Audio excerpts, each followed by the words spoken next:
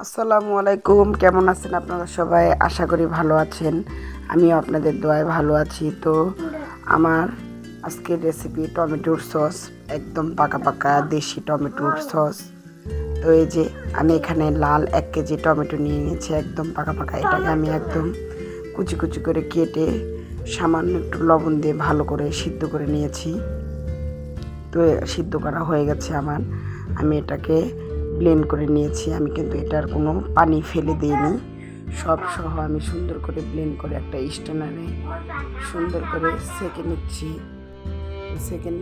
যে সেকে নিলে এটার ভিতরে বিচি চোকলা এগুলো সুন্দর মতো সাবড়া হয়ে বের হয়ে যাবে। তো এই যে এভাবে সেকে নেওয়ার পরে সেকে যে এতটা পরিমাণ আমার রস বের হয়েছে, আর বিচিগুলো আমি ফেলে দেব। তাও চুলাতে আমি একটা সসপ্যান দিয়ে দিলাম। তো সসপ্যান দিয়ে এটাকে আমি সম্পূর্ণ ঢেলে নেব। তো এখানে আমি তেঁতুলের বিচি, মানে তেঁতুল শুকনা তেঁতুল ভিজিয়ে রেখেছিলাম। তো ওটাকে আমি কাত করে রসটা নিয়ে নিয়েছি। আর এখানে আমি মরিচের গুঁড়া, আদা রসুন বাটা আর সেই তেঁতুলের রস দিয়ে দিলাম। আর দিয়ে দিলাম লবণ আমি আগেই দিয়েছি, সেই পরিমাণে দিলাম। আর দিয়ে দেব চিনি। তো চিনিটা আমি এখানে 3 চামচ পরিমাণ দিয়ে দিলাম।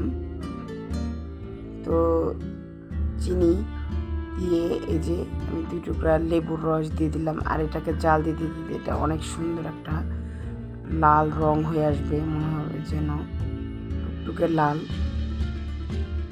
লাল রং মনে হয় আমি জাল দিচ্ছি, এরকম একটা লাল রং চলে আসে জাল দিতে দিতে।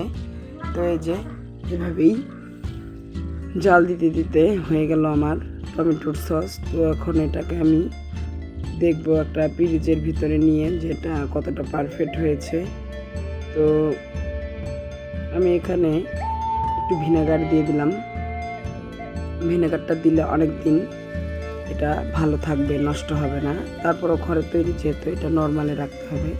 তো এই যে ফ্রিজে আমি একটু দেখে নিলাম, না এটা আরও ঠান্ডা হলে এটা ভারী হয়ে যাবে।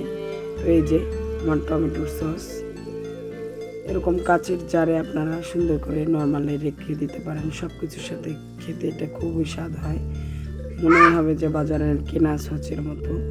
তো এই যে আমার সস রেডি। তো আজকের ভিডিও এ পর্যন্তই, দেখা হবে নতুন কোনো ভিডিওতে।